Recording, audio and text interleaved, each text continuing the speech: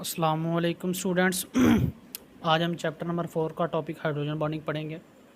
Hydrogen bonding है क्या, पहले हम इसके डिफ़ाइन के बारे में पढ़ लें।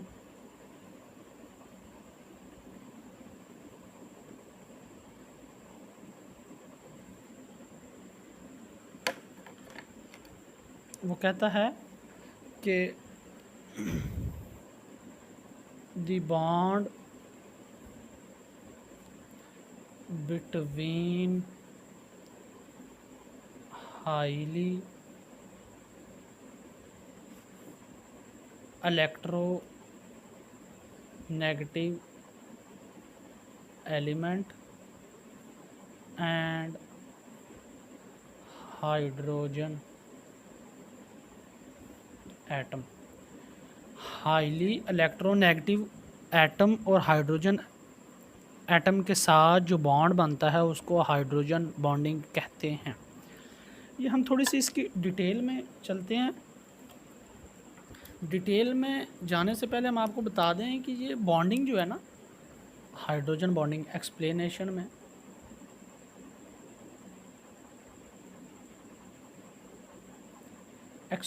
में हम आपको बता दें कि हाइड्रोजन बॉन्डिंग जो है ना, hydrogen bonding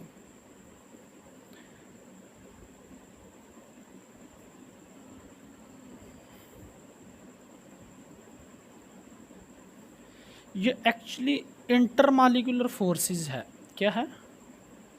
inter molecular force.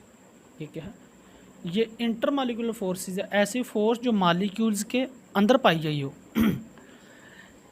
जब ये एक या एक से ज़्यादा मालिक्यूल्स के अंदर पाई जाती है, बिटवीन मोर देन 2 मालिक्यूल्स, और मोस्टली किन के दरमियान होती है? Covalent bonded molecules. ऐसे मालिक्यूल्स जो कोविलेंट हों उनके अंदर क्या होती है? हाइड्रोजन पाई जाती है। फिर क्या होगा इसके नतीजे में? पार्शियल पॉजिटिव क्रिएट होगा।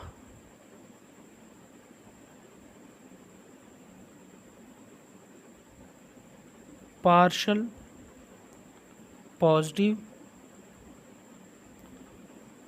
और पार्शियल नेगेटिव। क्यों?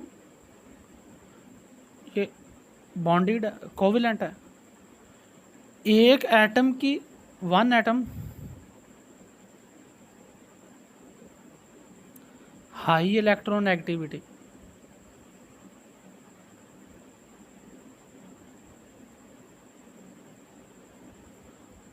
अदर एटम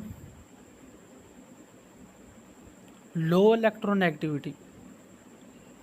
जब इलेक्ट्रोनेगेटिविटी का डिफरेंस होगा तो वो क्या क्रिएट करेंगे? Poles, partial positive partial negative. ये था। जो आगे ये बनती कैसे है ये हम आपको दिखा देते हैं। ये पानी का एक मॉलिक्यूल है, हाइड्रोजन। ये हाइड्रोजन, ये ऑक्सीजन, और ये भी हाइड्रोजन। एक और मॉलिक्यूल हाइड्रोजन, एक और मॉलिक्यूल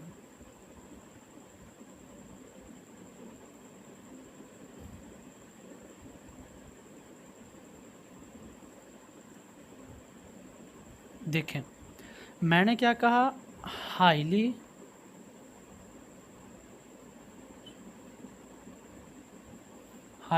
इलेक्ट्रोनेगेटिविटी। यहाँ ऑक्सीजन की कितनी है? 3.4। इसकी कितनी है? 2.2। देखें, इसकी कम है, इसकी कितनी है? 3.4।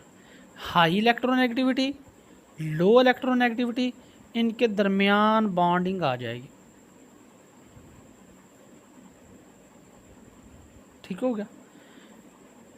2.2 हाई इलेक्ट्रोनेगेटिविटी, लो इलेक्ट्रोनेगेटिविटी इनके दरमियान बॉन्डिंग आएगी। ऐसे एक और मालिक्यूल ले लेते हैं,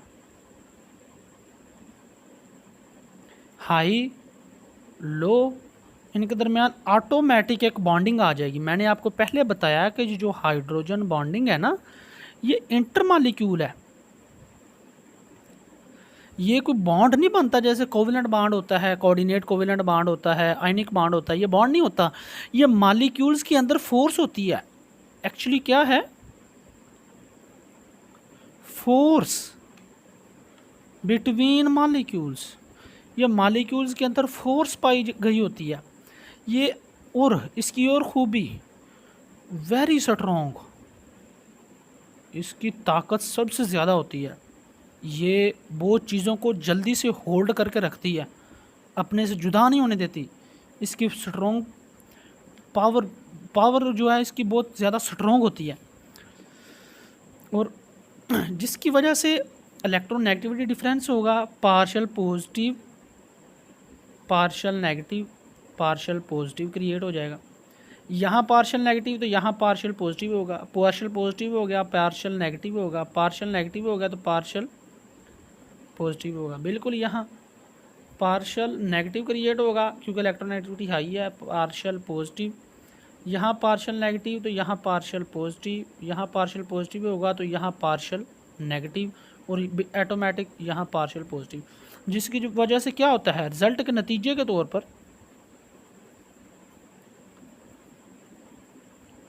पार्शियल पॉजिटिव पार्शियल नेगेटिव क्या हो जाते हैं, क्रिएट हो जाते हैं, पैदा हो जाते हैं, जिसकी वजह से अट्रैक्शन और ज़्यादा हो जाती है और बॉन्ड की अट्रैक्शन और ज़्यादा हो जाती है। इसकी एक एग्जांपल आपको और एक्सप्लेन कर दें थोड़ी सी। H bond F,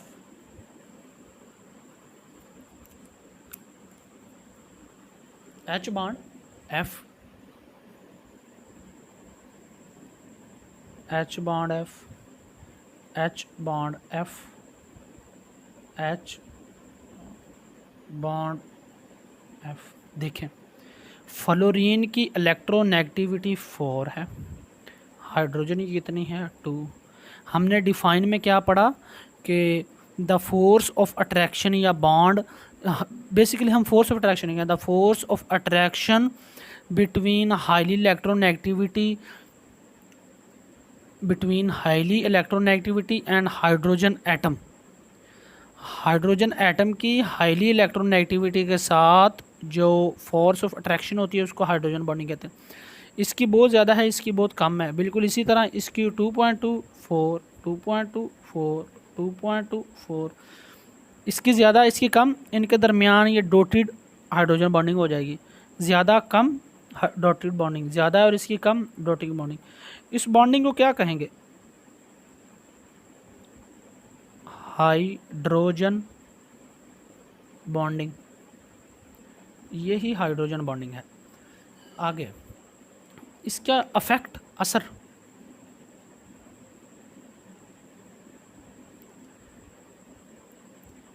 affect on physical quantities, ये फिजिकल क्वांटिटीज़ पे अफेक्ट करती है, such as boiling point. Boiling point क्या होता है, बढ़ जाता है। क्यों क्यों हाइड्रोजन बॉन्डिंग बढ़ जाती है, हाइड्रोजन बॉन्डिंग बढ़ती है, अट्रैक्शन बढ़ जाती है, अट्रैक्शन बढ़ती है, बॉन्ड ब्रेक हार्ड हो जाता है, मुश्किल हो जाता है, बॉन्ड को तोड़ना मुश्किल हो जाता है, जिसके नतीजे में क्या होता है, बॉइलिंग पॉइंट इंक्रीज़ हो जाता है। ठीक हो गया, ये एक फैक्टर था जो आपकी बुक में लिखा गया था, मैंने उसको एक्सप्लेन कर दिया कि कैसे बॉइलिंग पॉइंट ज़्यादा हो जाता है। आगे लास्ट पे आपकी बुक पे लिखा हुआ है, why ice float on water, ice float on water. जो बर्फ़ है वो पानी के ऊपर क्यों तैरती है? वो कहता है कि at 0 degree Celsius, 0 degree Celsius पे जो आइस होती है इसके क्या होता है, लो डेंसिटी,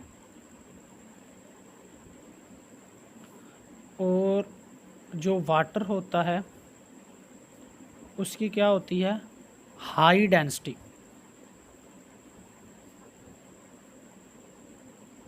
ठीक होगा। लेकिन वो कहता है कि व्हेन वी फ्रीज, अगला अगला पॉइंट, व्हेन वी फ्रीज, जब हम पानी को फ्रीज करते हैं क्या होता है?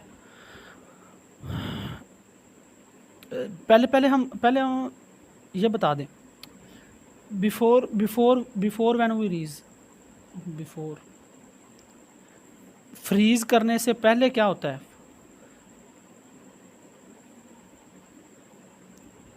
मॉलिक्यूल जो होते हैं वो मूव करते हैं रैंडमली, बेतरतीबे, रैंडमली मूव कर रहे होते हैं, कभी उधर को जा रहे हैं। जैसे ये जो मक्खी नहीं होती, मक्खी ये जैसे मूव करती है, पानी के मॉलिक्यूल्स भी ऐसे मूव करते हैं। लेकिन जब हम फ्रीज करते हैं, एट फ्रीज, मॉलिक्यूल्स क्या करते हैं, अरेंज्ड देमसेल्फ, वो खुद को अरेंज करना शुरू कर देते हैं। जैसे ही वो अरेंज करते हैं, space are create between them,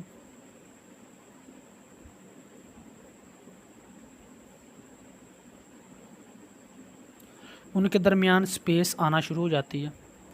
ये मॉलिक्यूल्स रैंडमली मूव कर रहे थे, हमें नहीं पता वो कैसे मूव कर रहे थे। लेकिन जब हमने किया फ्रीज, वो ऐसे हो गए।